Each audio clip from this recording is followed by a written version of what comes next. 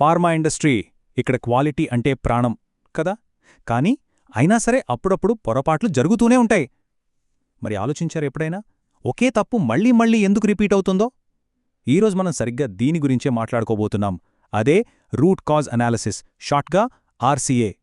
పైపైన కనిపించే కారణాలు కాదు, సమస్య లోపలికి వెళ్ళి దాని అసలు మూలాన్ని, ఆ నిజమైన ఎందుకు అనే దాన్ని పట్టుకునే ఒక పవర్ఫుల్ టెక్నిక్ ఇది. క్వాలిటీలో ఒక చిన్న డీవియేషన్ వచ్చినా సరే మొత్తం ఇన్వెస్టిగేషన్ అంతా ఒకే ఒక ప్రశ్న చుట్టూ తిరుగుతోంది. అదేంటంటే, అసలిది ఎందుకు జరిగింది? చూడండి, ఈ ప్రశ్నకు మనకు కరెక్ట్ ఆన్సర్ దొరికితేనే దానికి సరైన సొల్యూషన్ కూడా దొరుకుతుంది. సరే, ఇప్పుడు మనం చాలా కామన్గా చూసే ఒక ప్రాబ్లం గురించి మాట్లాడుకుందాం.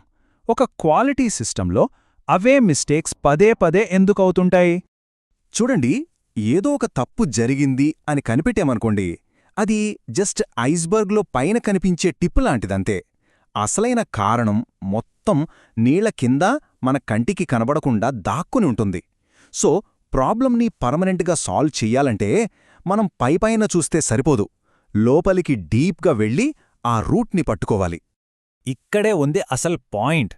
మనం గనక ఆ రూట్ కాజ్ని కనిపెట్టలేకపోయామనుకోండి, మనం చేసేవన్నీ టెంపరరీ ఫిక్స్లే అవుతాయి. దాని రిజల్ట్ ఏంటి?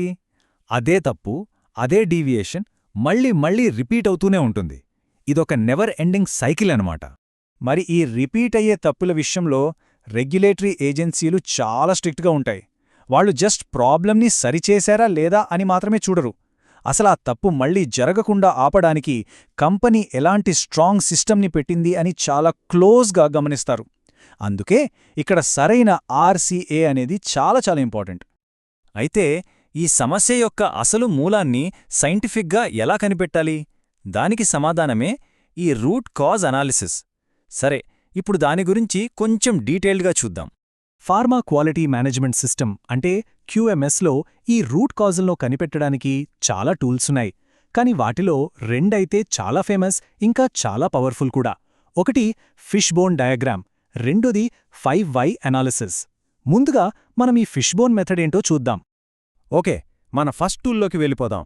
దీన్ని ఇషికావా డయాగ్రామ్ అని కూడా పిలుస్తారు, కానీ అందరికీ తెలిసిన పేరు మాత్రం ఫిష్బోన్ డయాగ్రామ్. ఎందుకంటారా? సింపుల్, దాని షేప్ అచ్చం చేప ముల్లులా ఉంటుంది కాబట్టి. ఈ డయాగ్రామ్ వెనుకున్న మెయిన్ ఐడియా ఏంటంటే, మన థింకింగ్ని ఒకే డైరెక్షన్లో లాక్ చేయకుండా ఒక ప్రాబ్లంకి సంబంధించి ఎన్ని రకాల కారణాలుండొచ్చో అన్నిటినీ బయటకు తీసుకురావడమన్నమాట.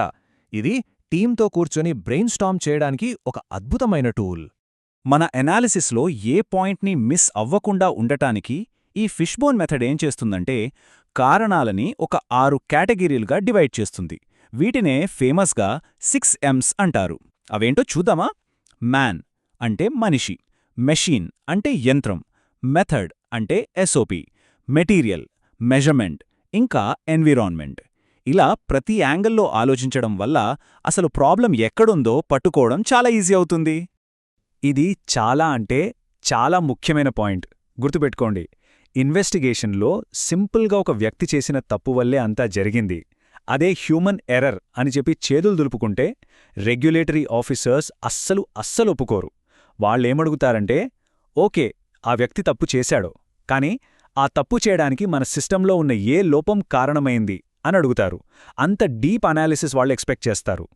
సరే, ఇప్పుడు మన సెకండ్ టూల్ దగ్గరకు వద్దాం. అదే 5Y అనాలిసిస్. ఇది వినడానికి చూడ్డానికి చాలా సింపుల్గా అనిపించొచ్చు, కానీ సమస్య యొక్క అసలు మూలాన్ని తవ్వి తీయడానికి ఇది చాలా పవర్ఫుల్ టెక్నిక్. దీని వెనుకున్న లాజిక్ చాలా సింపుల్ అండి. ఒక ప్రాబ్లంకి ఫస్ట్ కనిపించిన కారణం దగ్గరే ఆగిపోకూడదు, దాని లోపలికి వెళ్ళాలి. అది ఎందుకు జరిగింది అని మళ్ళీ అడగాలి. వచ్చిన ఆన్సర్ని మరి అది ఎందుకు జరిగింది అని మళ్ళీ అడగాలి. ఇలా పొరలు పొరలుగా లోపలికి వెళ్తే ఫైనల్గా సిస్టంలో ఉన్న అసలైన లోపం బయటపడుతుంది. ఒక చిన్న ఎగ్జాంపుల్తో దీన్ని ఈజీగా అర్థం చేసుకుందాం. ఫస్ట్ క్వశ్చన్, డీవియేషన్ ఎందుకు జరిగింది? ఆన్సర్, ఒక స్టెప్ మిస్ అయింది. సరే, రెండో వై, ఆ స్టెప్ ఎందుకు మిస్ అయింది? ఎందుకంటే ఎస్ఓపి సరిగ్గా ఫాలో అవ్వలేదు. థర్డ్ వై, ఎస్ఓపి ఎందుకు ఫాలో అవ్వలేదు? ఎందుకంటే సరైన ట్రైనింగ్ లేదు. ఫోర్త్ వై, ట్రైనింగ్ ఎందుకు లేదు? ట్రైనింగ్ మెటీరియల్ అప్డేట్ చేయలేదు కాబట్టి. ఫైనల్గా ఫిఫ్త్ వై, ఎందుకు అప్డేట్ చేయలేదు? ఎందుకంటే దాన్ని ట్రాక్ చేయడానికి ఒక సిస్టమే లేదు. చూసారా, ప్రాబ్లం మొదలైంది ఒక వ్యక్తి మిస్టేక్తో, కానీ దాని రూట్ కాజ్ ఏంటి? సిస్టంలో లోపం. సో ఇక్కడ మనం అర్థం చేసుకోవాల్సిన కీ పాయింట్ ఏంటంటే అసలు ప్రాబ్లం ఆ ఎంప్లాయీది కాదు, మన ప్రాసెస్ది. ఈ అనాలిసిస్ వల్ల ఏం జరుగుతుందంటే మనం తప్పు చేసిన వ్యక్తిని బ్లేమ్ చేయడం ఆపేసి ఫ్యూచర్లో ఇలాంటి తప్పులు జరగకుండా మన సిస్టమ్ని ఎలా బెటర్ చేయాలి అనే దానిపై ఫోకస్ పడతాం. ఈ ఆర్సీఏ ప్రాసెస్ చాలా పవర్ఫుల్ అని చెప్పుకున్నాం కదా, కానీ దీంట్లో కొన్ని కామన్ మిస్టేక్స్ చేసే ఛాన్స్ కూడా ఉంది. ముఖ్యంగా ఆడిట్స్ టైంలో బయటపడే ఈ తప్పులేంటో ఇప్పుడు ఒకసారి చూద్దాం. ఆడిటర్స్ ఒక ఆర్సీఏ రిపోర్ట్ చూసినప్పుడు కొన్ని విషయాలు వాళ్ళని వెంటనే అలర్ట్ చేస్తాయి. అవేంటంటే రిపోర్ట్లో కేవలం ఆపరేటర్ మిస్టేక్ అని సింపుల్గా రాయడం, చెప్పిన కారణాలకి సరైన ఎవిడెన్స్ అంటే ఆధారాలు చూపించకపోవడం, ఇంకా ప్రాబ్లంని సిస్టమ్ లెవెల్లో కాకుండా కేవలం పర్సనల్ లెవెల్లో చూడటం. ఇవన్నీ ఒక వీక్ అనాలిసిస్కి గుర్తులు. సరే, మరి ఒక వీక్ ఆర్సీఏ కాకుండా ఒక స్ట్రాంగ్ అనాలిసిస్ ఎలా చెయ్యాలి? అసలొక మంచి ఆర్సీఏకి ఉండాల్సిన క్వాలిటీస్ ఏంటో ఇప్పుడు చూద్దాం.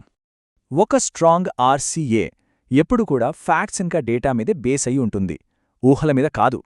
అది వ్యక్తిని బ్లేమ్ చేయదు, సిస్టంలో ఉన్న లోపాల్ని వెతుకుతుంది. అన్నింటికన్నా ఇంపార్టెంట్ ఏంటంటే అది సరైన కరెక్టివ్ అండ్ ప్రివెంటివ్ యాక్షన్స్ అంటే CAPAని డిజైన్ చేయడానికి ఒక సాలిడ్ ఫౌండేషన్ వేస్తుంది. చూడండి, ఈ రెండింటి మధ్య తేడా చాలా క్లియర్గా ఉంటుంది.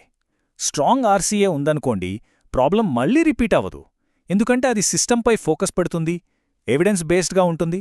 అదే వీక్ ఆర్సీఏ అయితే ఏమవుతుంది? అది కేవలం బ్లేమ్ చేయడంపైనే ఫోకస్ పెడుతుంది, అజంప్షన్స్పై ఆధారపడి ఉంటుంది.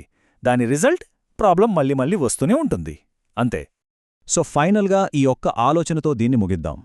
మనం ఎప్పుడూ మనల్ని మనం వేసుకోవాల్సిన ప్రశ్న ఒకటే. ఒక ప్రాబ్లం వచ్చినప్పుడు ఎవరు తప్పు చేశారు అని అడగడం ఆపేసి ఏది ఆ తప్పు జరగడానికి కారణమైంది అని ఎలా ఆలోచించాలి. మన మైండ్ సెట్లో వచ్చే ఈ చిన్న మార్పులోనే ఎఫెక్టివ్ రూట్ కాజ్ అనాలిసిస్ యొక్క అసలైన పవర్ ఉంది.